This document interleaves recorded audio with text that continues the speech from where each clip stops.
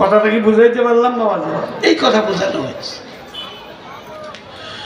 দুনিয়ায় আল্লাহ বান্দার সঙ্গে এই কথাটিকে পরিষ্কার ভাবে বোঝাবার জন্য এই মুহূর্তে আমি আপনাদের খেদমতে আল্লামা জালালউদ্দিন রুমি রহমাতুল্লাহ আলাইহির মুসনদ থেকে ছোট্ট একটা গল্প পড়তেছি, শোনেন। জগৎ বিখ্যাত একজন বাদশা ছিলেন, নাম হইল সুলতান মাহমুদ গজনবী রহমাতুল্লাহ আলাইহি। তিনি অত্যন্ত ভালো মনের একজন মানুষ ছিলেন, ন্যায় পরায়ণ একজন ইনসাফগার বাদশা ছিলেন। একদিন তিনি উপস্থিত ব্যক্তিদেরকে ডাক দিয়া বলতেছেন, ও আমার সামনে বসা মানুষগুলি, সভাসদ বৃন্দগণ, শোনো, সবচাইতে বোকা মানুষকে, তাকে আমার কাছে যদি নিয়ে আসতে পারো তাহলে আমি তোমাদেরকে তাকে একটা বড় পুরস্কার দিব। আমার বাপজানেরা পূর্বের দিকে একদল রওনা দিল, পশ্চিমের দিকে একদল, উত্তরের দিকে একদল, দক্ষিণের দিকে একদল। বাদশা হুকুম করেছেন সবচাইতে বোকা আহমক বেকুব মানুষকে তাদের নিয়ে আসতে হবে। বাদশা তার সবচাইতে বোকামির কারণে একটা পুরস্কার দিয়া দিবেন। পুরস্কারটা ছোট হবে না, যেহেতু স্বয়ং বাদশা দিবেন অবশ্যই পুরস্কারটাও বড় হওয়ার দরকার। কথা কোন ঠিক কিনা? এই সুলতান মাহমুদ গজনবী আদেশে চারদিকে চার দল বের হয়ে গেল সবচাইতে বোকা মানুষকে খোঁজার জন্য। মাঝখান দিয়া মা বোনদের জন্য একটা কথা বলে দেই। হুজ্জাতুল ইসলাম ইমাম গাজালি রহমাতুল্লাহ আলাইহি উনি ওনার কিতাবের মধ্যে একটা কথা উল্লেখ করেন। একদিন মহাজ্ঞানী পয়গম্বর মুহাম্মদুর রাসূলুল্লাহ সাল্লাল্লাহু আলাইহি ওয়াসাল্লাম অনেক সাহাবায়ে কেরামদেরকে নিয়ে বসে দ্বীনি আলোচনা করতেছেন। আমার বাপজানরা দ্বীনি মুযাকারা করতেছে। হঠাৎ করে আল্লাহর হাবিব উপস্থিত সাহাবায়ে কেরামদের সামনে একটা প্রশ্ন করে বসলেন, ও আমার সাহাবীরা, বলো তো নারীদের মধ্যে সবচাইতে কোন নারী বুদ্ধিমান, বিচক্ষণ এবং চালাক? সাহাবায়ে নবী কোনো কথা জিজ্ঞাসা করলে তেনারা পরপর বলে দিতেন আল্লাহ ওয়া রাসূলুহু আ'লাম। এটা হইল আদব। এই প্রশ্নের উত্তর আল্লাহ এবং তার রাসূলই সবচাইতে ভালো জানেন। একবার, দুইবার, তিনবারের পরে নবীজি আবার জিজ্ঞাসা করলেন, আমি রাসূল তোমাদের মন্তব্য জানতে চাই। আমার বাপজানেরা কেউই সঠিক উত্তর দিতে পারতেছেন না, হয়তো ওই মুহূর্তে জানা নাই। ওই দরবারের মধ্যে সাইয়্যিদনা হযরত আলী কাররামাল্লাহু ওয়াজহু তিনিও ছিলেন বসা। হযরত আলী রাদিয়াল্লাহু তাআলা আনহু চিন্তা ভাবনা করতেছে, নবীজি একটা প্রশ্ন করেছেন, আমরা এতগুলি সাহাবী আছি বসা, কেউই উত্তর দিতে পারলো না। এই মুহূর্তে যেই ব্যক্তি প্রশ্নের উত্তরটা দিতে পারবে সে নবীজির খাস দোয়া পেয়ে বড় ভাগ্যবান হয়ে যাবে। কিন্তু আমি আলীও তো উত্তর দিতে পারতেছি না, আমারও তো জানা নাই। হঠাৎ করে হযরত আলী রাদিয়াল্লাহু তাআলা আনহুর অন্তরের মধ্যে একটা খেয়াল আসলো, আমারও জানা নাই, উপস্থিত আমার সাথী ভাইদেরও জানা নাই, কিন্তু আমার ঘরের মধ্যে রসুলের কলিজার টুকরা হযরত ফাতেমা জোহরা আছে। কেউই জানুক আর না জানুক, আমার মনে হয় ফাতেমা এই উত্তরটা অবশ্যই জানবে। আমি তাড়াতাড়ি করে বাড়ির দিকে রওনা দেই। মাথা নিচু করে আস্তে আস্তে পিছনের দিকে সরতে আরম্ভ করলো। দরবারের শেষ সীমানায় গিয়ে আমার বাপজানা বিপরীত দিকে মুখ করে এক দৌড় দিয়া হযরতে ফাতেমার নিকটে গিয়া ডাক দিয়া বলতেছেন, ফাতেমা, এই যে হলো অবস্থা। দরবারের মধ্যে নবীজি জিজ্ঞাসা করেছেন মহিলাদের মধ্যে সবচাইতে অধিক চালাক বুদ্ধিমতী কে? আমি উত্তর দিতে পারি নাই। উপস্থিত সাহাবায়ে কেরাম কেউই উত্তর দিতে পারতেছেন না। আমার অন্তরটা ডাক দিয়া বলেছে, রসুলের কলিজার টুকরা আমার ঘরের মধ্যে আছে, অবশ্যই এই উত্তর তোমার জানা আছে বলে আমার বিশ্বাস। মেহেরবানি করে বলো তো, উত্তরটা শুনে গিয়ে যদি আমি উত্তর দিতে পারি দরবার ঠিক থাকা অবস্থায় রসুলের মুখ থেকে একটা খাস দোয়া অবশ্যই পেয়ে যাব। জোরে জোরে কোন মারহাবা। বানুয়ে আতা জেদারে হাল আতা, বানুয়ে আতা জেদারে হাল আতা, মারহাবা ইয়া মুরতজা মুশকিল কুশা, উখদু আন্দাস্ত বরুয়ে আলী, ইফতিখারে হর নবী ও হর ওলি। হযরতে ফাতেমা একটা মুস্কি হাসি দিয়া বলেন, এত তাড়াহুড়ার দরকার নাই, যেইভাবে আপনি কষ্ট করে দৌড় দিয়ে আসছেন একটু বসেন। হযরতে আলী বলেন, বসলে তো যাইতে যাইতে দরবার শেষ হয়ে যাবে, আমি দরবারের ভিতরে উত্তর দিয়া দোয়া নিতে চাই। হযরতে ফাতেমা বলেন, সামান্য একটু বসেন, জোরে কোন আলহামদুলিল্লাহ। সবচাইতে বোকা মানুষকে আর সবচাইতে বুদ্ধিমতী চালাক মহিলা কে? দুইটি কথা আমি এদিকটা বলতে চাচ্ছিলাম। এই সুলতান মাহমুদ গজনবী রহমাতুল্লাহ আলাইহি, তিনি তখনকার যুগে মুসলিম নরপতিদের মধ্যে একজন পরাক্রমশীল বাদশাহ ছিলেন, যার ভয়ে তখনকার যুগে আমার বাচ্চারা আশপাশের বাচ্চারা থরথর করে কাঁপত। যিনি একবার দুইবার না 17 বার ভারতবর্ষে আক্রমণ করেছিলেন। মুসলিম নরপতিদের ভিতরে সুলতান মাহমুদ গজনবী রহমাতুল্লাহ আলাইহি তিনি ছিলেন একজন পরাক্রমশীল বাদশাহ। আমার বাচ্চারা একদিন তিনি রাত্রিবেলা শাহী পোশাক খুলে ছদ্মবেশী অবস্থায় বাহিরে বের হয়েছেন, জনগণের অবস্থা পরিদর্শন করার জন্য, ওয়াকিফ হওয়ার জন্য, জানার জন্য। আমার বাপদারা বেশ কিছু দূর পথ চলতে চলতে অনেক দূরে যাওয়ার পরে তিনি কানে শুনতেছেন কয়েকজন মানুষ রাস্তার পাশে বসে ফিস করে আলাপ আলোচনা করতেছে। তিনি বুঝতে পারলেন নিশ্চয়ই এই জায়গার মধ্যে গভীর রাত্রিতে কয়েকজন মানুষ রয়েছে। আমি আপনাদের জানা কথাই বলতেছি, জিনিসটাকে আয়াতটাকে বোঝাবার জন্য।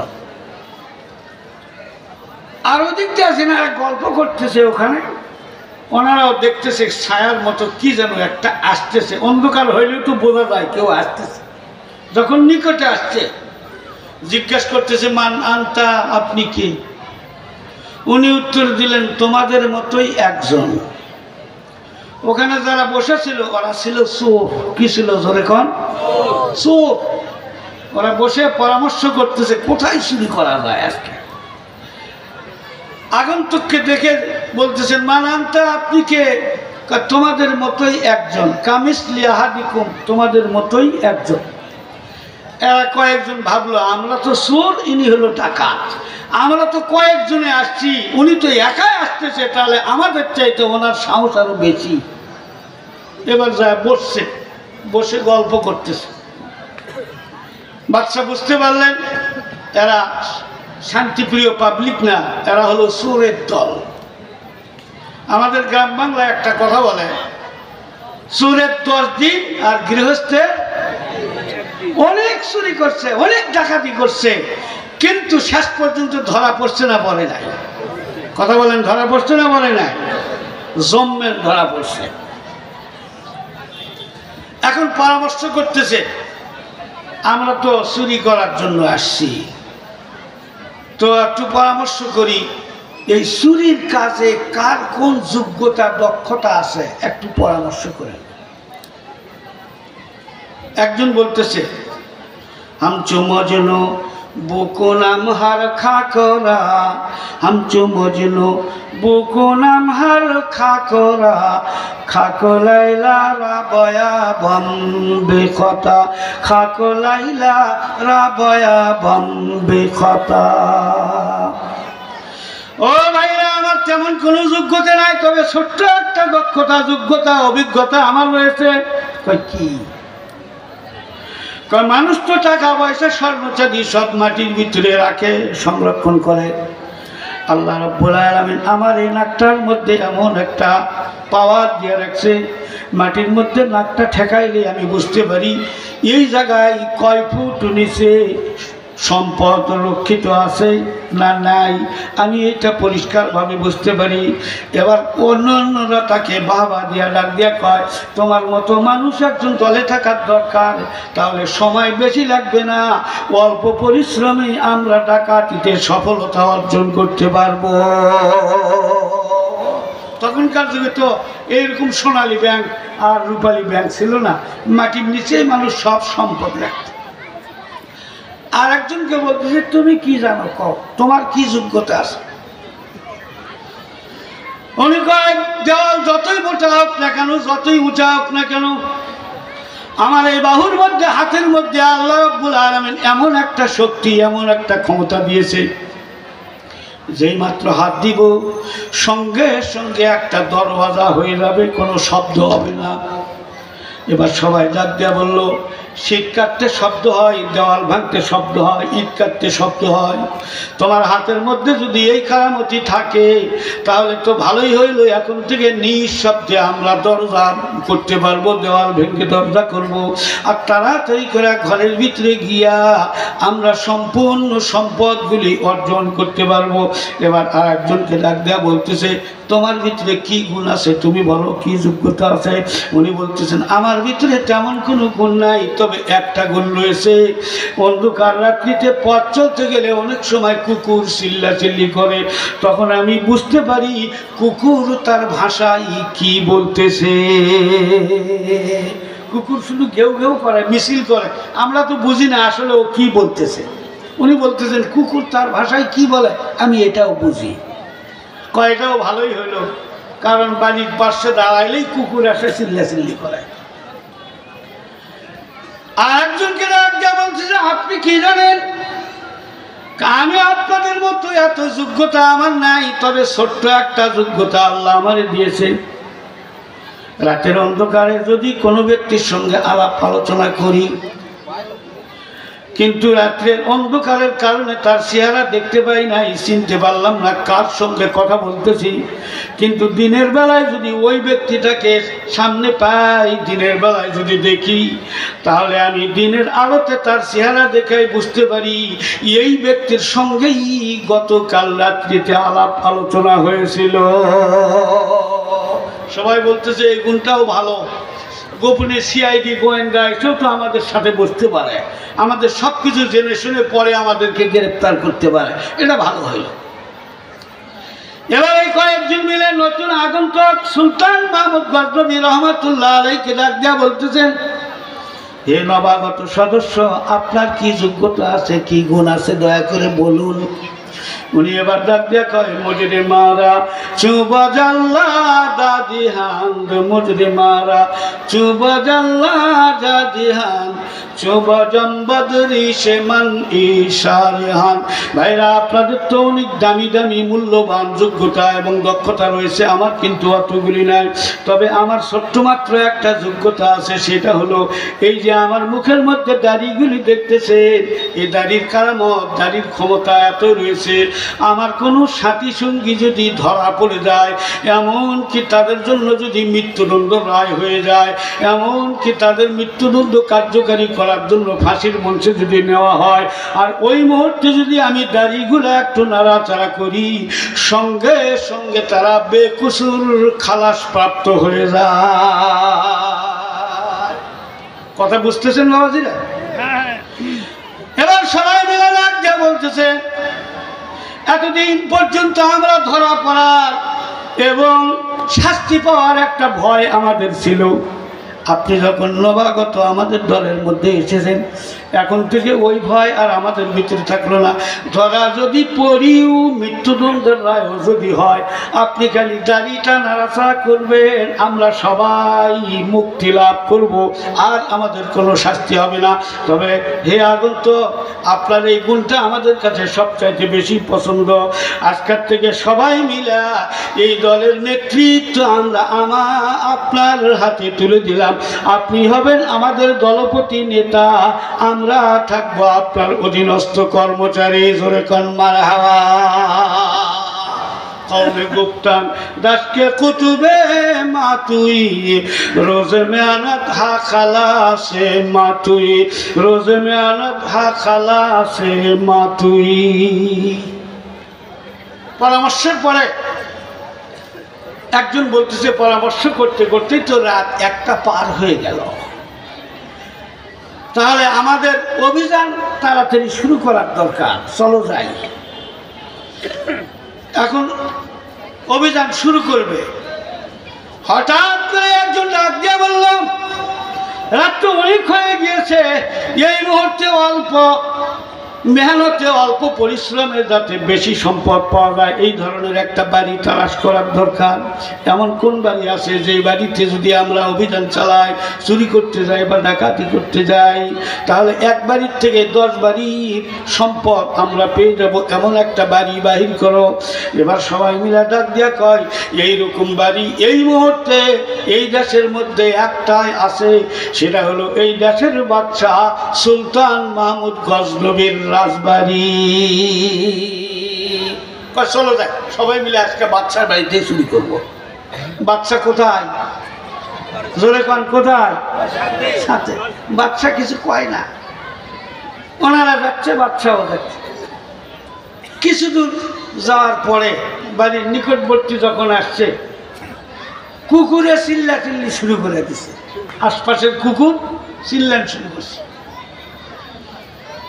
এনারা লাজ্জা বলতেছেন তুমি না বলছিলা রাতের অন্ধকারে কুকুর চিল্লাইলে কুকুর তার ভাষায় কি বলে তুমি না কি বোঝো, বলো তো কুকুর তো চিল্লাইতেছে কি বলতেছে আমাদেরকে ব্যাখ্যা করে শোনাও।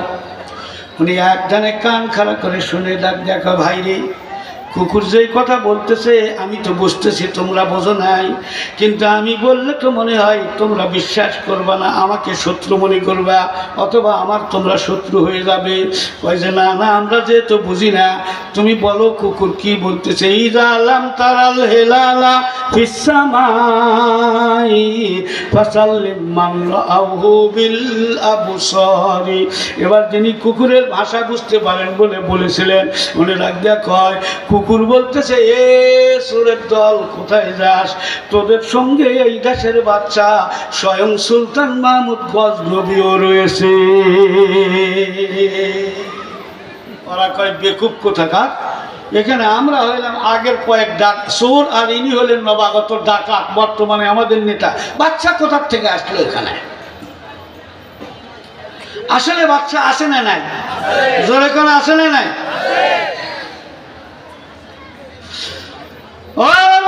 অনুরোধ করে বুঝাবার চেষ্টা করতেছে।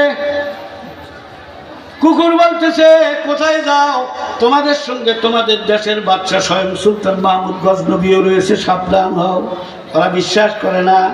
আজকে ওলামায়ে কেরাম কত করে আমাদেরকে বোঝাবার চেষ্টা করেন, আল্লাহর হুকুম পালন করেন, নবীর তরিকা মতো জীবনযাপন করেন, সুন্নতের উপরে আসেন, নবীর আদর্শের উপরে আসেন, আল্লাহর হুকুমের বিরুদ্ধাচরণ করেন না। কবরে কিন্তু একদিন যাওয়া লাগবে, আল্লাহর সামনে দাঁড়িয়ে জিন্দেগির হিসাব দেওয়া লাগবে। ওলামায়ে কেরাম এতই বুঝায় আমরা বুঝলেও বুঝটা মানি না, বিশ্বাস করতে চাই না। কথা কন ঠিক কিনা?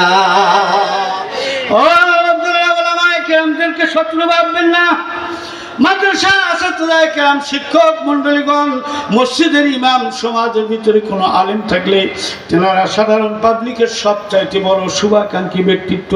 আমি অনেক সময় উদাহরণ দিয়ে বলে থাকি, যেমন আমরা মাছ গোস্ত খাই, দাঁতের মাঝখানে অনেক সময় কাঁটা ফুটে যায়, কাঁটা আটকায় যায়, তখন কাঁটার কারণে দুই দাঁতের মাঝখানে লেগেছে, দাঁতগুলি কিটকিট করে ব্যথা করে, কাঁটাও বের হয় না, ব্যথাও যায় না। ওই সময় দেখবেন জিহ্বা ওই কাঁটার পেছনে বিরতিহীন ঠেলা ঠেলে আরম্ভ করে দেয়। কথা কন ঠিক কিনা? আর জিহ্বার কোনো ব্যথা আছে নাকি? নাই। কিন্তু জিহ্বা দেখিচ্ছে আমার নিকটতম প্রতিবেশী শুভাকাঙ্ক্ষী চাবায়া আমার উপরে দেয়, আমি আবার ওইটাকে কলর দিয়া জায়গা মতো পৌঁছায় দেয় আমার শুভাকাঙ্ক্ষী। সুতরাং তার কষ্ট হবে প্রতিবেশীর, আমি তার শুভাকাঙ্ক্ষী বন্ধু, এটা আমি সহ্য করতে পারি না। এই জন্য জিহ্বার কষ্ট নাই, কিন্তু প্রতিবেশীকে কষ্ট থেকে রক্ষা করার জন্য বিরতি ঠেলতেই থাকে। ঠেলতে ঠেলতে জিহ্বার মাথা ছিঁড়ে যায়, তারপরেও ঠেলা বন্ধ করে না। ওলামায়ে কেরাম হলো সাধারণ মানুষের জন্য এরকম শুভাকাঙ্ক্ষী। তারা বিশ্বাস করলো না। এক পর্যায়ে বাদশা রাজবাড়ির সামনে গিয়া দাঁড়াইল। বাদশা এবার ডাক দিয়া এবার রাজবাড়ির সামনে দাঁড়াবার পর যিনি বলছিলেন দেওয়াল যতই প্রশস্ত আর মজবুত হোক না কেন, হাত রাখলেই দরজা হয়ে যাবে, শব্দ হবে না। ওনারা জিজ্ঞাসা করলো তুমি দরজা করে দাও। উনি হাত দিয়ে সুন্দর করে নিঃসন্দেহে একটা দরজার ব্যবস্থা করে দিলেন। আমার বাচ্চারা এবার ভিতরে গিয়েছে। ভিতরে যাওয়ার পরে যিনি বলছিলেন আমি কোন জায়গার মধ্যে কয় ফুট নিচে সম্পদ আছে নাক ঠেকাইলে আমি বুঝতে পারি। ওনারে বললো তাড়াতাড়ি করে নাক ঠেকাও, কোন জায়গার মধ্যে সম্পদ আছে। উনি ঘরের চতুর্দিক দিয়া নাক দিয়ে ঘেরান নিয়ে নিয়ে বললো এই জায়গার মধ্যে খনন করো, অল্প খননেই অধিক সম্পদ পাওয়া যাবে। মুহূর্তের মধ্যে খনন করে আমার বাচ্চারা সম্পদগুলি নিয়ে আবার তারা সবাই মিলে ওই জায়গার ভিতরে গিয়া যেখান থেকে রওনা দিয়েছে ভাগ বন্টন করে এবার সবাই মিলে নিয়ে চলে আসতেছে। এবার বাদশাহ সুলতান মাহমুদ গজনবী রহমতুল্লাহ আলাইহি উনি ওনার বাড়ির দিকে রওনা দিল এবং ওর আগের যে কয়েকজন সদস্য ছিল তারা নিজ নিজ বাড়ির দিকে রওনা দিয়েছে। গল্পের ভিতরে ঠিকানা সব জেনে নিয়েছে, বাচ্চা তাদেরকে চিনতে পারছে। সকালবেলা উঠে বাচ্চা এবার ডাক দিয়া কয় অমুক জায়গাতে অমুক অমুক জায়গাতে অমুক অমুক বাড়ির মধ্যে এই চেহারার মানুষ এই নামের মানুষ, তাড়াতাড়ি করে যাও ওদেরকে গ্রেপ্তার করে আমার দরবারে নিয়ে আসো। আমার সাথে সাথে বলুন বিসমিল্লাহির রহমানির রহিম। ওয়া ক্বালা আল্লাহু ইন্নী মাআকুম। জোরে কোন আলহামদুলিল্লাহ। সুলতান মাহমুদ গজনবী রহমাতুল্লাহ আলাইহি যেভাবে সঙ্গে ছিলেন, আল্লাহ বলেন বান্দারা আমার বান্দিরা আমার শোনো, তুমি যখন যেখানে যে হালতে যে অবস্থায় থাকো আমি আল্লাহ কিন্তু তোমার সঙ্গে আছি। তবে পার্থক্য এতটুকু, সুলতান মাহমুদ গজনবী ছিলেন সশরীরে, আল্লাহ কিন্তু সশরীরে না, ইলমান কুদরতান হিমায়াতান নুসরাতান। আল্লাহ রাব্বুল আলামিন সশরীরে না। আমার বান্দারা আল্লাহ সব কিছু দেখে, আমার আল্লাহ সব কিছু দেখে, ভালো করুক আর খারাপ করুক পৃথিবীর কেউই না দেখলে দেখেন একজন, বলুন তো তিনি কে? যদি ইন্টারনেট বন্ধ করে দিয়া করি তাও কি দেখতে পাবে? কতক্ষণ দেখতে পাবে? সিসি ক্যামেরা বন্ধ করে দিয়া 2 মিনিটে 42 সিল মারা দেবো, তাও কি আল্লাহ দেখতে পারবে? তাও আল্লাহ দেখে। ফাঁকি দেওয়ার কোনো উপায় পসে পর্দা বিনদ আমল হাইবত, পসে পর্দা বিনদ আমল হাইবত, হামা পর্দা পুষদ দিবালাই খত। আধ্যাত্মিক সম্রাট শাইখ মুসলিউদ্দিন সিরাজি শিক্ষাদি রহমতুল্লাহ আলাইহি বলেন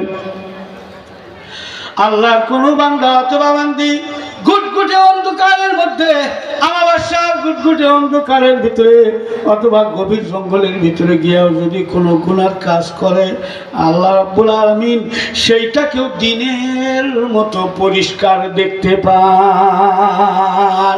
আমার বাপদার তাম পৃথিবীর মানুষ একত্রিত হয়ে যা করতে পারে না সেটাও করতে পারেন কে? জোরে কন। কেউই যাহা শুনতে পায় না তাহাও শোনেন কে?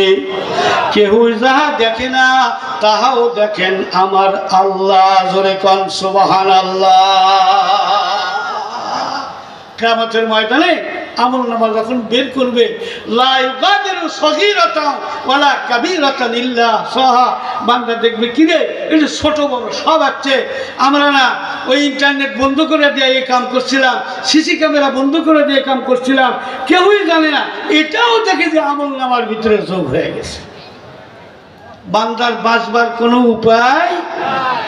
কথা বুঝতেছেন নওয়াজিরা? সকালবেলা বাচ্চার হুকুমে সেনাবাহিনীরা গিয়া নিজ নিজ বাড়ির থেকে তাদেরকে গ্রেপ্তার করে, যেহেতু এই মোকদ্দমার সাক্ষী স্বয়ং বাচ্চা, আর কোনো সাক্ষীর প্রয়োজন নাই, বাচ্চা বলে দিলেন এদেরকে মৃত্যুদণ্ড দেওয়া হবে, অল্পক্ষণের ভিতরে মৃত্যুদণ্ড কার্যকারী করা হবে। এমন কি তাদেরকে ওই ফাঁসির মঞ্চে দাঁড় করানো হয়েছে, অল্পক্ষণের ভিতরে মৃত্যুদণ্ড তাদের কার্যকারী হয়ে যাবে। আমার বাচ্চারা ঠিক এই মুহূর্তে বাচ্চা তাদেরকে ডাক দিয়া বলতেছেন অল্পক্ষণের ভিতরে তোমাদের মৃত্যুদণ্ড কার্যকারী হয়ে যাবে। তবে শেষ মুহূর্তে তোমাদেরকে আমি প্রস্তাব দিলাম, জীবনের শেষ মুহূর্তে তোমাদের কোনো বক্তব্য, কোনো আশা আকাঙ্ক্ষা আছে কিনা আমার ভাবছেনেরা। এবার কিন্তু দেখা যাইতেছে তাদের ভিতর থেকে সবাই চোখের পানি ফেলতেছে, তাদের চেহারাটা শুকনা বেগুনের মতো শুকায় গেছে। কিন্তু তাদের মধ্যে একজন ব্যক্তি আছে, ওনার চোখের মধ্যে পানিও নাই, চেহারার মধ্যে কোনো পরিবর্তন নাই, উনি শুধু মুস্কি মুস্কি হাসে আর বাদশার দিকে তাকিয়ে আছে। ধরে কোন সুবহানাল্লাহ। যিনি হাসে মুস্কি মুস্কি, চেহারার ভিতরে কোনো পরিবর্তন নাই, উনি এবার ডাক দেয়া বলতেছে, বাদশা নামদার আলম পানা জাহাপানা, কারো কোনো কথা না থাকলেও সকলের পক্ষ থেকে আমার একটা কথা আছে। বলো। গত রাত্রিতে আমরা এখন আস্থান চৌমুহনীতে পরামর্শ করি, এক একজন এক একটা যোগ্যতা দক্ষতার কথা প্রকাশ করেছিল। তাদের ভিতরে একজন বলেছিল, রাতের অন্ধকারে যার সঙ্গে কথা বললাম, অন্ধকারের কারণে চেহারা দেখতে পাই নাই, চিনতে পাই নাই, কিন্তু দিনের আলোতে তাকে দেখলে আমি পরিষ্কার চিনতে পাই, একজন বলেছিল। আর একজন বলেছিল, আমার দাড়ির মধ্যে এমন একটা যোগ্যতা, দক্ষতা, কারামতি শক্তি রয়েছে, সাথী সঙ্গীরা যদি বিপদগ্রস্ত হয়ে যায়, এই দাড়িগুলি নাড়াচাড়া করলে সঙ্গে সঙ্গে তারা বিপদমুক্ত হয়ে যাবে। ও বাচ্চা নাম দাঁড়ালুম্পানা জাপানা, গত রাত্রিতে আমরা সবাই আমাদের যোগ্যতা, দায়িত্ব সবাই কাজে লাগিয়ে দিয়েছে, কিন্তু আমাদের ভিতরে পঞ্চম নম্বরে যে ব্যক্তি ছিল, যিনি দাড়ি নাড়ানোর কথা, এই মুহূর্তে আমি চাই তিনি যেন তার দাড়িগুলি নাড়াচাড়া করে দেয়। কথা বোঝা গেল? বাচ্চা এবার বুঝতে পারলো, এই তো আমাদের চিনতে পারছে, এই তো আমাদের চিনতে পারছে। কয় ঠিক আছে, তোমাদের ভিতরে পঞ্চম নম্বরের ব্যক্তি যিনি ছিলেন, তিনিও দাড়িগুলি নাড়াচাড়া করলেন, তার মানে তোমাদেরকে বেকুসুর খালাস ঘোষণা দিয়ে দিল। আমার বাপরা ওরা তওবা করে নিল। এত বড় লম্বা কথা বলার পেছনে একটাই মাত্র কারণ, সেটা হলো আল্লাহ বলেন, ওয়াকালাল্লাহু ইন্নী মাআকুম, বান্দারা আমার শোনো, আমি আল্লাহ তোমাদের সঙ্গে রয়েছি, ভালো করো খারাপ করো, একটু চিন্তা ভাবনা করো, সব কিছু কিন্তু আমি আল্লাহর এলেমের ভিতরে রয়েছে, আমার এলেমের বাহিরে নাই, আমার দেখার বাহিরে নাই, আমার জানার বাহিরে নাই, একটু চিন্তা ভাবনা করে করিও। এইটাকে বোঝাবার জন্য আল্লামা রুমি রহমাতুল্লাহ আলাইহি বলতেছেন, ওই বাচ্চা যেরকম ওদের সঙ্গে ছিল ওরা টের পায় না, আল্লাহ আমাদের সঙ্গে থাকে, এলমান লা জিসমান, আমরাও কিন্তু সেইটা বুঝতে পারি না। কিন্তু কোরআন বলছে, হাদিস বলেছে, নবী রাসূলগণ বলেছে, অবশ্যই বিশ্বাস করতে হবে, কেউই না দেখলে একজন দেখেন, তিনি কে? জোরে একটা তাকবীর দেন, নারায়ে তাকবীর, লিল্লাহি তাকবীর। আমার সাথে সাথে বলুন, বিসমিল্লাহির রহমানির রহিম। লাইন আকামতুমুস সালাতা ওয়া আতাইতুমুজ যাকাতা ওয়া আমানতুম বিরুসুলি ওয়া আযযারতুমুহুম ওয়া আকরাদতুমুল্লাহা করদান হাসানা। সকলে বলুন আল্লাহু আকবার। সব সময় তোমাদের সঙ্গে রয়েছি, তাম পৃথিবীতে আমার যত ইমানদার বান্দা বান্দিরা আছে তাদের সঙ্গে আমি রয়েছি। তাদের যখন সাহায্যের দরকার সাহায্য করব, তাদের যখন হেফাজত করার দরকার আমি আল্লাহ হেফাজত করব। তবে চারটা কাজ করতে হবে। এক নম্বরের কাজ হইল আকামতুমুস সালাতা, নামাজ কায়েম করতে হবে। এখানে লাইন শব্দ বলেছে, তাফসীরের কিতাবের ভিতরে দেখলাম এটা হলো কসমের জন্য, শপথের জন্য এসেছে। আল্লাহ কসম দিয়া বলতেছেন, এই চারটি কাজ করলে আমি আল্লাহ দুনিয়াতে তোমাদের সঙ্গে রয়েছি, পরকালে কি হবে আয়াতের শেষের দিকে সেটাও আল্লাহ বলেছেন। জোরে কোন আলহামদুলিল্লাহ। নামাজ কায়েম করতে হবে। কি করতে হবে আমার বাচ্চারা? নামাজের যে কি লাভ এটা আপনারা জানেন। হযরত জিবরাইল আলাইহিস সালাতু ওয়াস সালামকে আল্লাহ পাক সৃষ্টি করেছেন বিশাল বিরাট আকৃতি দিয়া। মাগরিবের পরে এক হুজুর বললেন 600 নূরের পাখা, তাহলে কত বড় ফেরেশতা হবে। ভারতবর্ষের বড় একজন মুফাসসির মরহুম শাহ আব্দুল কাদের মুহাদ্দিস দেহলভী রাহমাতুল্লাহ আলাইহি, উনি ওনার তাফসীরের কিতাবের ভিতরে একটা কথা উল্লেখ করেছেন, এই পৃথিবীর মধ্যে সবচাইতে বড় সাগর হইল প্রশান্ত মহাসাগর, তারপরে হলো আটলান্টিক মহাসাগর। আটলান্টিক মহাসাগরের পানির গভীরতা 33,000 ফুটের ঊর্ধ্বে, প্রশান্ত মহাসাগরের পানির গভীরতা 36,000 ফুটের ঊর্ধ্বে। আল্লাহ রাব্বুল আলামিন এমন কতকগুলি ফেরেশতা তৈরি করে রাখছেন, এই প্রশান্ত মহাসাগরের সমস্ত পানিগুলিকে হাতের তালুর মধ্যে এনে ওই ফেরেশতার মাথার উপরে যদি ছেড়ে দেওয়া হয়, তাহলে মাথার চুলগুলি ভিজে এক ফোঁটা পানিও কাদের মধ্যে আসবে না। তাহলে ফেরেশতা কত বড়! আর যে আল্লাহ ফেরেশতাকে তৈরি করেছেন ওই আল্লাহ কত বড়! জোরে কোন আল্লাহু আকবার, আর জোরে বলেন আল্লাহু আকবার। এই জন্য আজানের শুরুতে বলে আল্লাহু আকবার, শেষেও বলে আল্লাহু আকবার। আমার বাচ্চারা শুরুতে 4 বার, শেষে 2 বার, মোট 6 বার। তার মানে উত্তর দক্ষিণ পূর্ব পশ্চিম উপর নিচ যত ব্যাপক বিস্তৃত, তার চাইতে আল্লাহ বড়, আল্লাহর হুকুম তার চাইতে অনেক বড়। জিবরাইল আলাইহিস সালাম বিশাল আকৃতি, সুন্দর আকৃতি দেখে আল্লাহর নিয়ামতের শুকরিয়া আদায় করার লক্ষ্যে 2 রাকাত নামাজের নিয়ত করলেন। প্রথম রাকাতের সময় লেগেছিল মাত্র 1000 বছর, দ্বিতীয় রাকাতের সময় লাগছে মাত্র 1000 বছর। 2 রাকাতে কত হইল? আল্লাহ রাব্বুল আলামিন ডাকতে বললেন, জিবরাইল, বিশাল আকৃতিতে আমি আল্লাহ তোমাকে সৃষ্টি করেছি, সুন্দর আকৃতি দিয়া তোমাকে সৃষ্টি করলাম। তুমি তোমার সৃষ্টি এবং সৌন্দর্য বৃহৎ আকার দেখে সৃষ্টিকর্তা শুকরিয়া আদায় করো নাতে 2000 বছর সময় অতিবাহিত করে 2 রাকাত নামাজ পড়েছো, আমি আল্লাহ খুশি হয়েছি।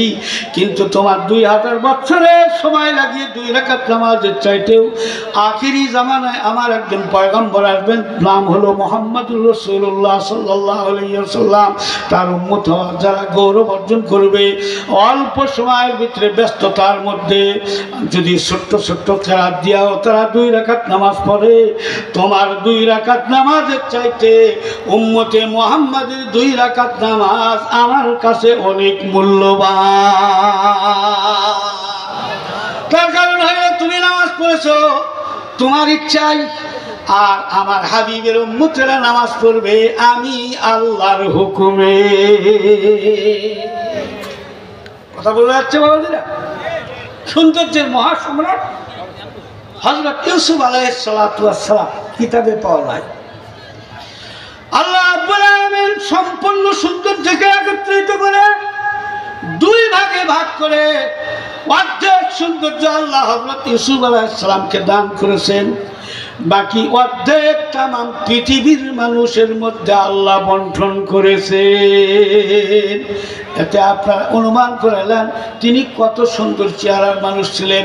আমার বাচ্চারা, তিনি একসময় মিশরে খাদ্যমন্ত্রী, বাণিজ্যিক মন্ত্রী, অর্থমন্ত্রী, এই মন্ত্রী এবং প্রধানমন্ত্রী একসঙ্গে 4 মন্ত্রণালয়ের দায়িত্ব নিয়ে তিনি মিশর ভূখণ্ডে প্রধানমন্ত্রী হিসাবে দায়িত্ব পালন করেছেন। আমার বাচ্চারা, দেশের রান্নাঘর থেকে রাজধানী পর্যন্ত অশান্তি বলতে কিছুই ছিল না।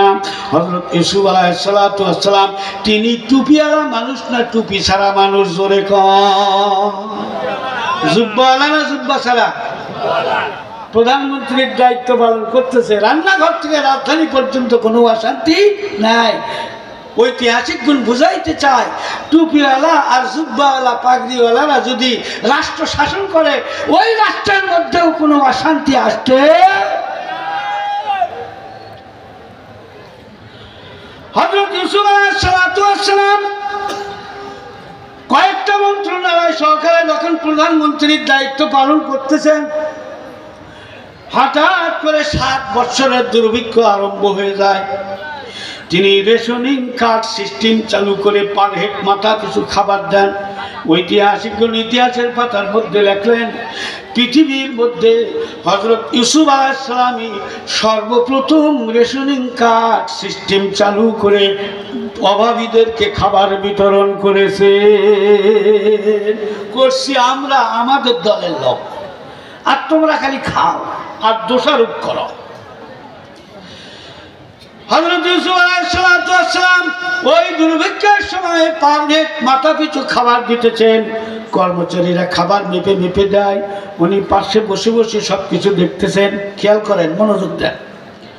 হঠাৎ করে এক ব্যক্তি এই খাবার গ্রহণকারীদের সিরিয়ালে ওনার সামনে এসে দাঁড়াইলে নির্দিষ্ট পরিমাণ তাকে খাবার দেওয়া হইল।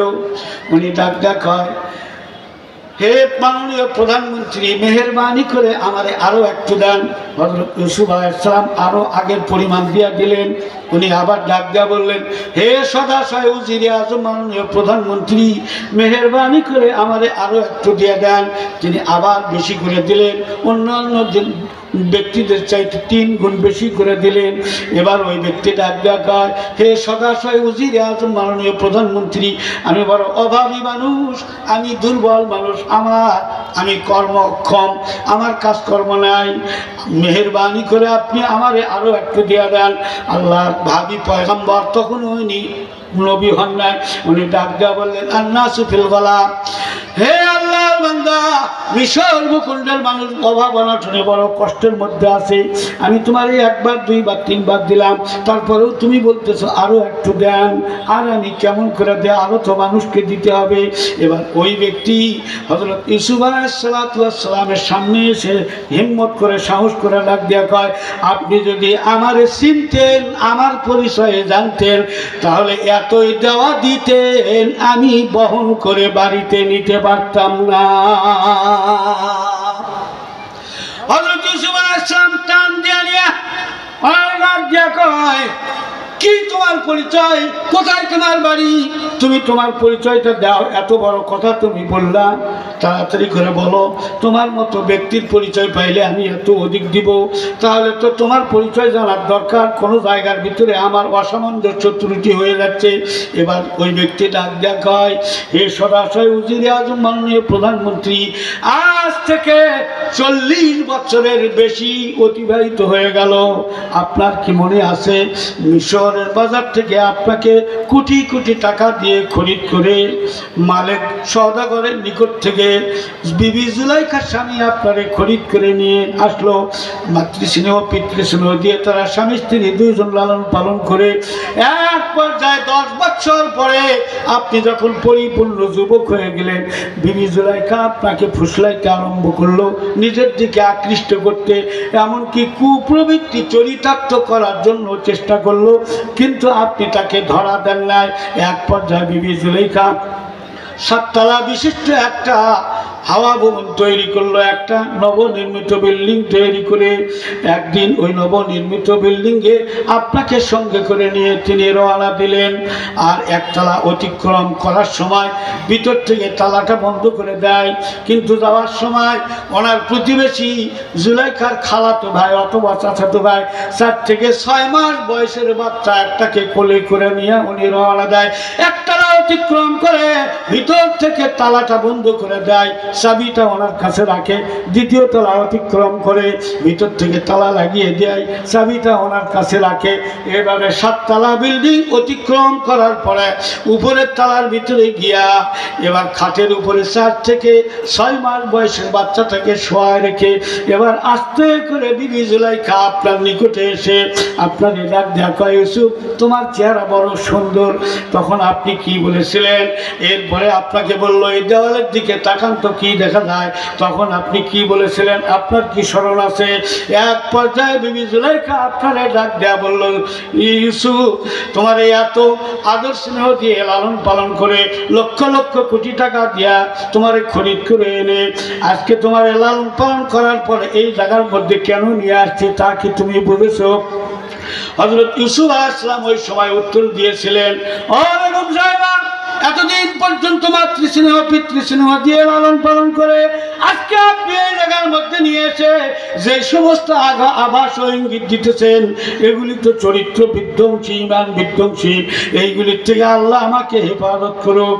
আমার বাপদারা বিবি জুলাইখা তখন একটা কবি আল্লামা রুমি রহমাতুল্লাহ আলাইহি তার মসনবির মধ্যে একটা কবিতা উল্লেখ করেছেন, মানুম তৃষ্ণা তু আবে জিন্দেগানি, মানুম তৃষ্ণা তু আবে জিন্দেগানি, মানুম মুর্দা তু জানে জাবেদানি। ইউসুফ রে, আমি হইলাম মৃত্যু, তুমি আমার রুহু, আমি হইলাম পিপাসিতা, তুমি আমার ঠান্ডা পানি। জোরে কন্যা নাউজুবিল্লাহ। এক পর্যায়ে হযরত ইউসুফ আলাইহিস সালাম রাজি হন না। ঠিক ওই মুহূর্তে বিবি জুলাইখা বালিশের নিচের থেকে একটা চাকু বের করে আমার প্রস্তাবে রাজি না হলে আত্মহত্যা করব, এখানে কেউই নাই, আমার স্বামী প্রধানমন্ত্রী, আপনাকে আসামি বানায় মৃত্যুদণ্ড দিয়ে দেবে। তখন আপনি বাধা দিয়ে রাখছিলেন, আর কন্যারে একটা কালো পর্দা ছিল ওই সময়। হযরত ইউসুফ আলাইহিস সালাম জিজ্ঞাসা করলেন, একটু থামেন, এখানে পর্দাটা আপনি কেন দিয়ে রাখছেন? বিবি জুলাইখা ডাক দিয়া কয়, ওই জায়গার মধ্যে আমার প্রতিমা আছে, আমি যার উপাসনা করি, পূজা করি, আমি যখন তোমার সঙ্গে কুপ্রবৃত্তি চরিতার্থ করতে আরম্ভ করব, আমার প্রতিমা যদি দেখে তাহলে আমি লজ্জিত হয়ে যাব, এই জন্য পর্দা দিয়ে রাখছি যাতে দেখতে না পায়। হযরত ইউসুফ আলাইহিস সালাম ওই সময় বলেছিলেন, কাপড়ে ঢাকিলা তুমি দেবতার মুখ, কি দিয়ে ঢাকিব বলো বিধাতার মুখ। জুলাইখা রে, তুমি তোমার প্রতিমা, তোমার মূর্তিকে একটা পর্দা দিয়ে ঢেকে রাখলা, কিন্তু আমি আমার আল্লাহ রব্বুল আমিনের দৃষ্টিকে কি দিয়ে ঢাকবো? মোটেও সম্ভব না। এক পর্যায়ে আপনি আত্মরক্ষা করার জন্য খাটের উপরে বসার থেকে উঠে দরজার দিকে যখন তাকান, বিবি জুলাইখা চাবি দেখা দরজার দিকে তাকা লাভ নাই, সব চাবি আমার হাতে, তালা বন্ধ।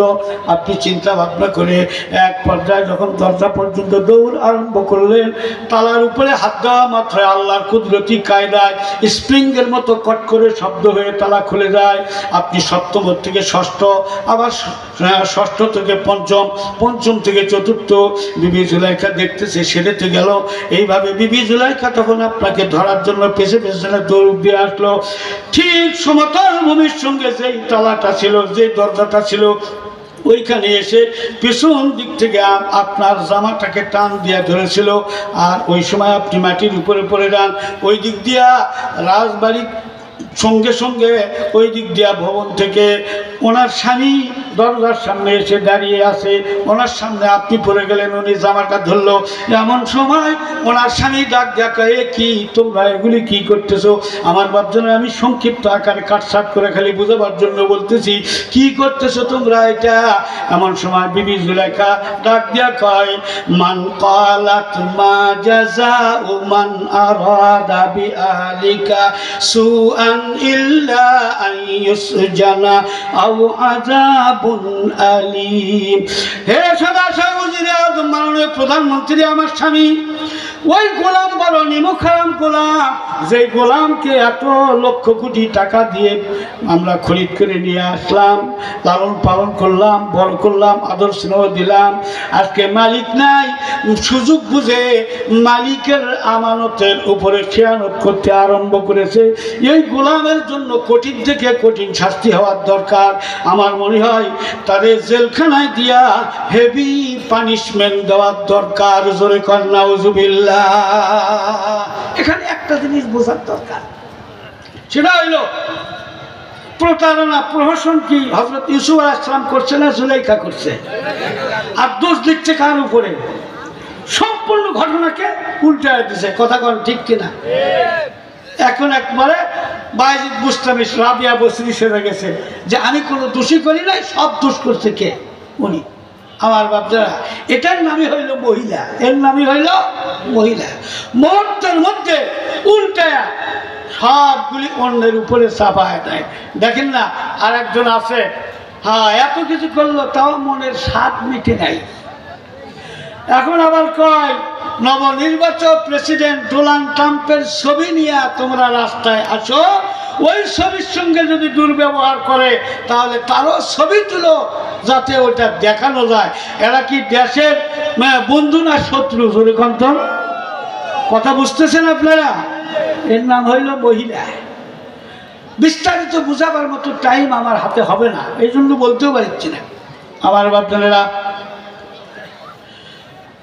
এবার যে মাত্র সম্পূর্ণ দোষ ইউসুফ আলাইহিস সালামকে দিতেছে, হযরত ইউসুফ আলাইহিস সালাম ডাক দিয়ে বললেন, আমি কোনো দোষ করি নাই, সব উনি কয় যে না, আমি কিছুই করি নাই, সব ও। আপনি বাড়ির নাই, এই জন্য ফুসলায় আমারে নিয়ে গিয়েছে। এমন সময় আল্লাহর পক্ষ থেকে ইলহাম আসতেছে, ইউসুফ তুমি প্রতিবাদ করো। হযরত ইউসুফ আলাইহিস সালাম যখন প্রতিবাদ শুরু করে দিলেন, এমন সময় বিবি জুলাইখার স্বামী ডাক দেখা, ইউসুফ তুমি যে নির্দোষী, ও যে দোষিনী, তোমার পক্ষে যদি সাক্ষী থাকে একটা সাক্ষী নিয়ে আসো।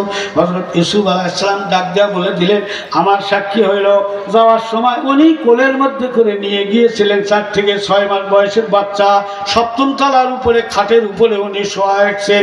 উনি কি করছেন, আমি কি করছি, ওই 4 থেকে 6 মাস বয়সের বাচ্চা সব কিছু দেখেছে।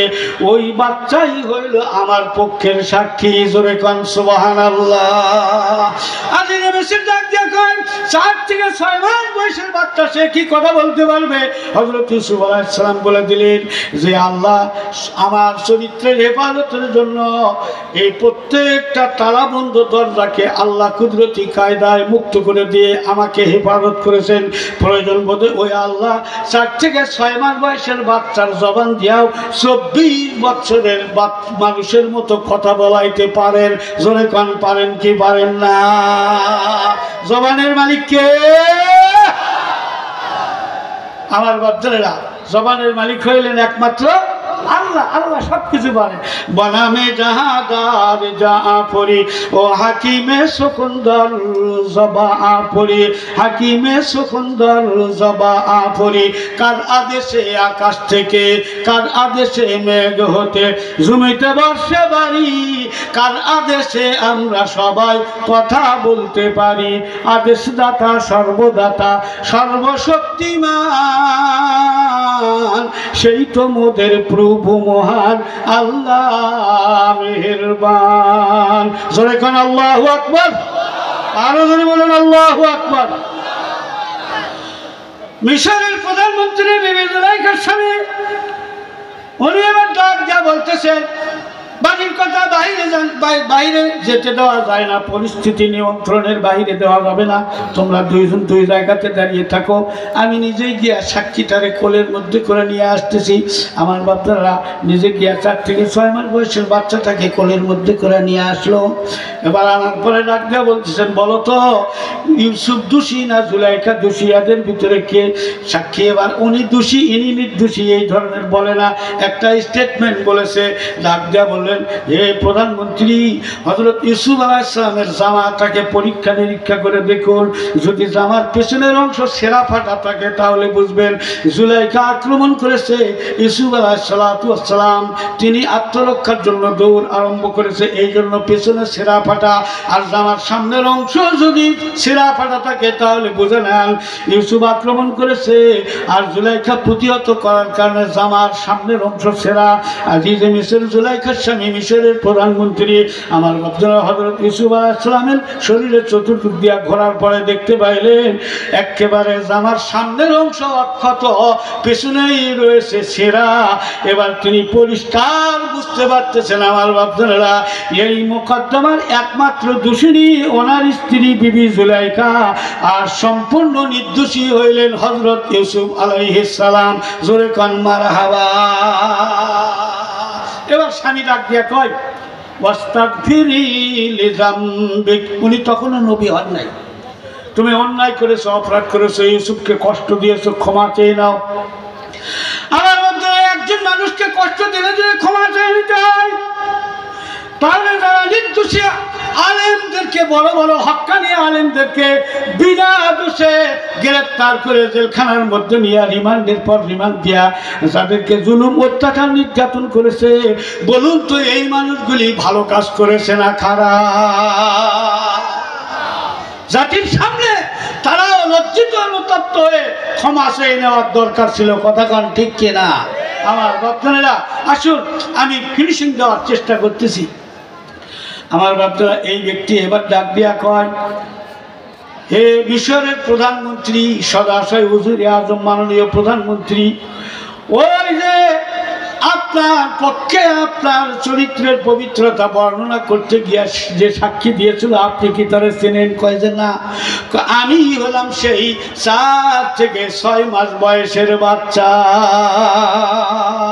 হযরত ইউসুফ আলাইহিস সালাম এবার টান দিয়া ধরে ওনার অত্যন্ত মহব্বত করে, আমার বাচ্চারা আগে 2, 4, 5, 10 কেজি যে খাবার দিয়েছিল তা বাদ দিয়া এবার সঙ্গে সঙ্গে ওনার জন্য 112 থেকে 15 মণ খাবার ওনার বাড়িতে পৌঁছা দিলেন। জোরে কান সুবহানাল্লাহ।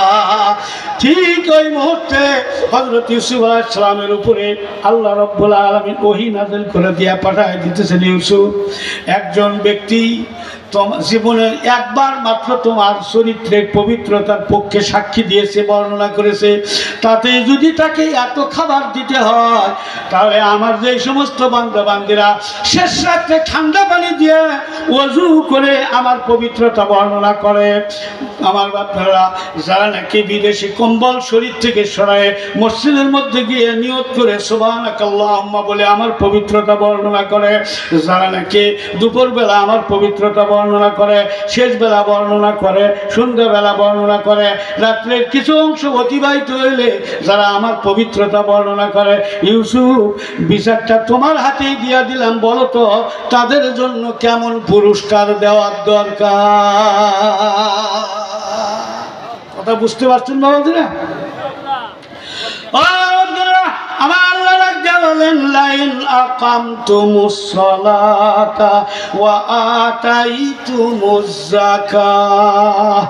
2 নম্বরের কাজ হইল তোমাদের যাকাত আদায় করতে হবে, ওয়াজাতুমুহুম, এবং নবীদেরকে মহব্বত করতে হবে, নবীদের সাহায্য করতে হবে।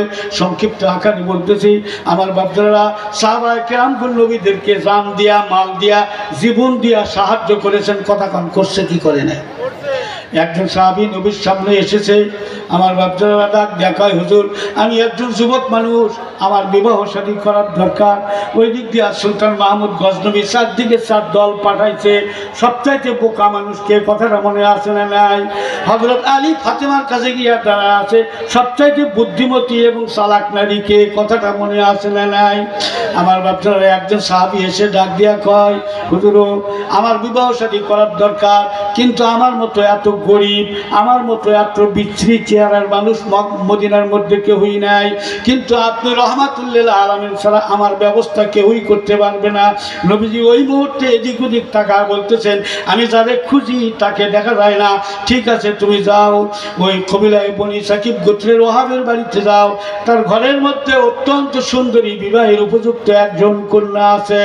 সঙ্গে সঙ্গে সাহাবী রওনা দিল, দরজার সামনে গিয়ে আসসালামু আলাইকুম বলেছে, ভিতর থেকে আওয়াজ আসতেছে, ওই যুবতী কন্যার বাবা বাড়ির মালিক তিনি যখন বাইর হয়ে আসছেন, চেহারা দেখা মাত্রই তার রুচি নষ্ট হয়ে গিয়েছে। কি জন্য আসছে সেটা তো জানে না।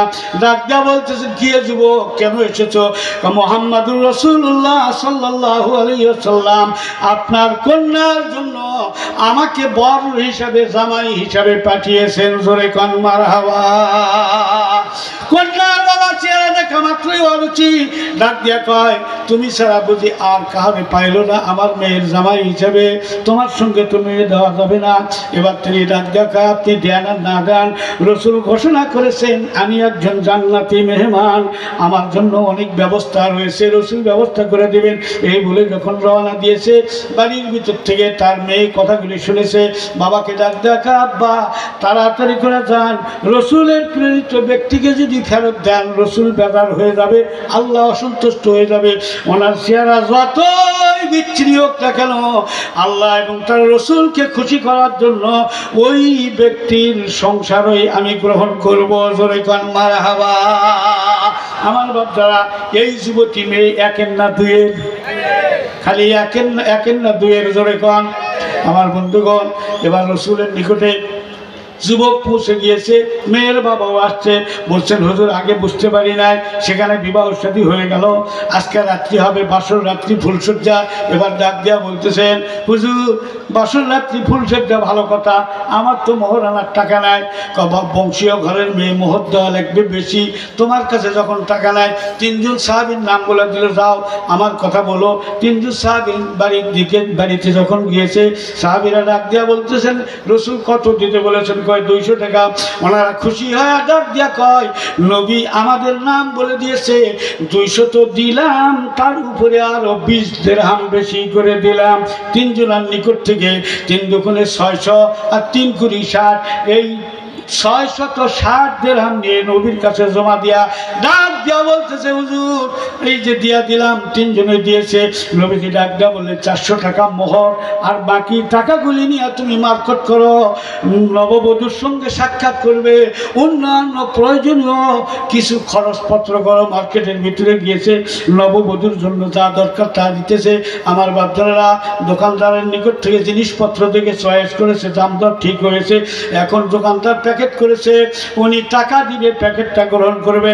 এমন সময় আওয়াজ আসতেছে, কে যেন ডাক দেয়া বলতেছে বাজারে দামামা বাজারে আমামা, শেরো চাকর মুসলমান দাওয়াত এসেছে নয়া জামানার, ভাঙ্গা কিল্লাই ওরে নিশান। কে যেন ডাক দেয়া বলে ও মুসলমানেরা তোমরা কে কোথায় আছো গো?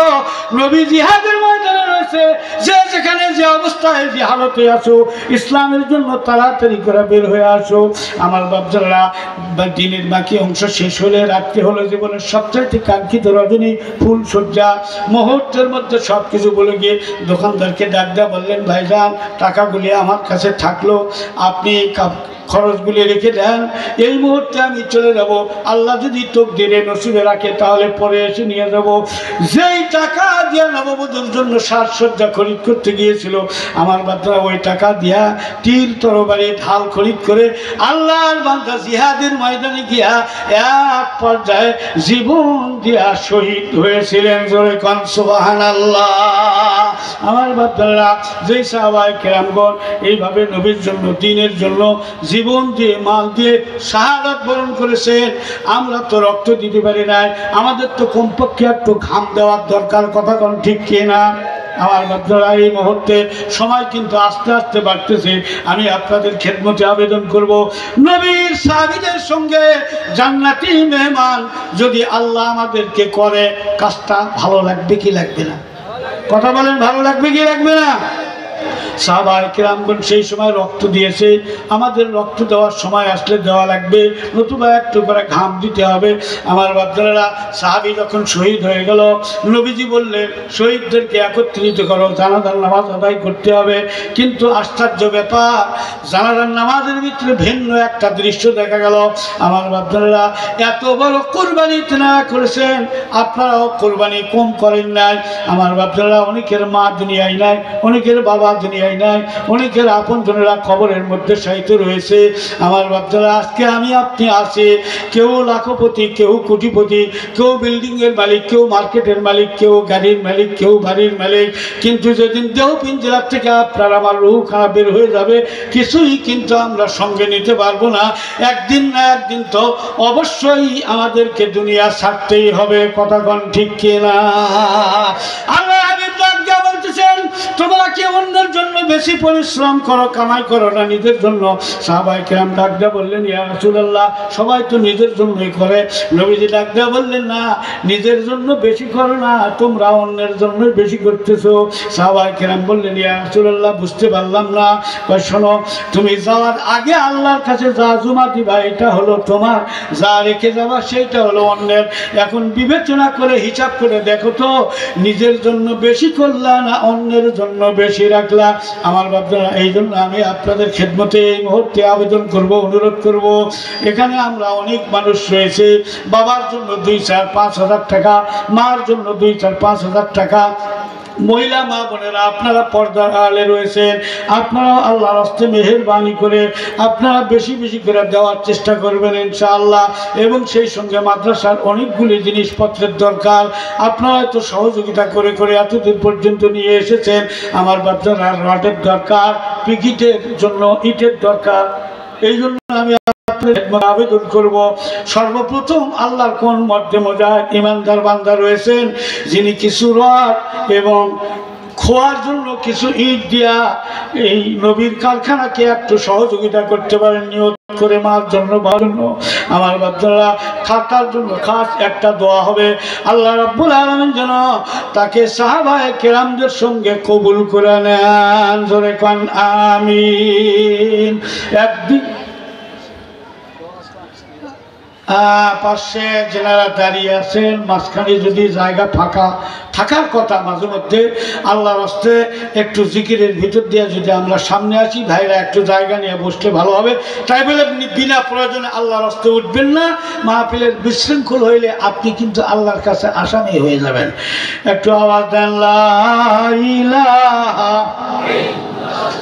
লা ইলাহা লা ইলাহা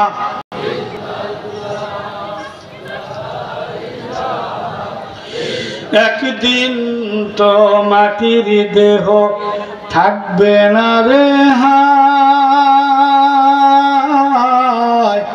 মাটির দেহ মাটির সাথে মিশবে রে ধুলায়। কিসের টাকা কিসের পয়সা কিসের বাহাদুরি, সঙ্গে তোমার কেউ যাবে না পুরুষ কিংবা নারী।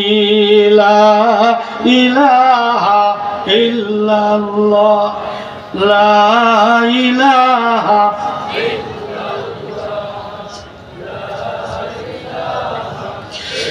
জোরে বলুন, লা